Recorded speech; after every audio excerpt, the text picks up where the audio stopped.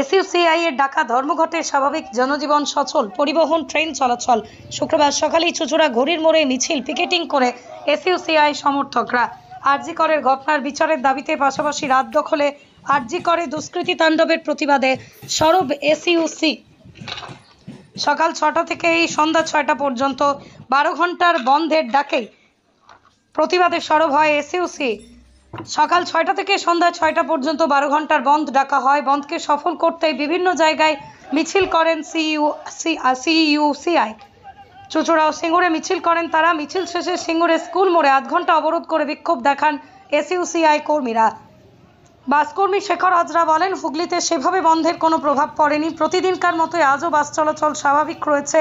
যাত্রীরা আসছেন, আমরা তাদের নিজ নিজ গন্তব্যে পৌঁছে দিচ্ছি। হ্যাঁ, সাধারণ মানুষ আমাদের সমর্থন করেছেন এবং আমরা সাড়া পেয়েছি। আমরা এই চুঁচুড়া শহর ঘুরলাম, এই সমস্ত জায়গায় মানুষজনের অভূতপূর্ব সাড়া আছে এখানে।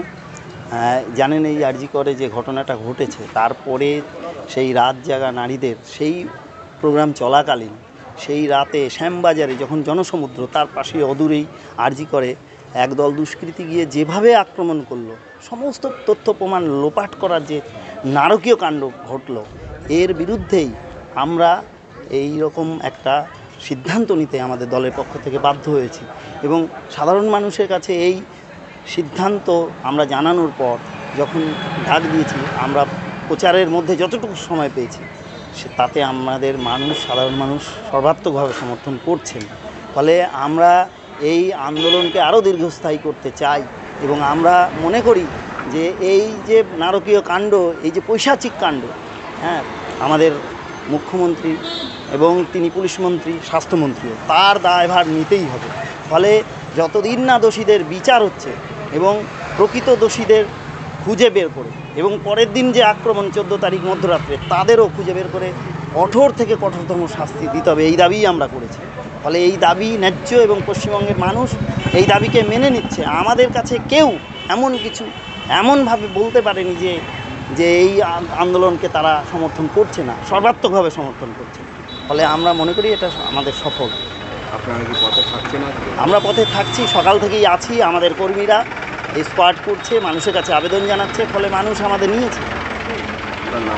আমার নাম পবন মজুমদার এবং আমি হুগলি লোকসভায় বর্তমানে গত লোকসভায় আমি প্রতিনিধিত্ব করেছি দলের থেকে।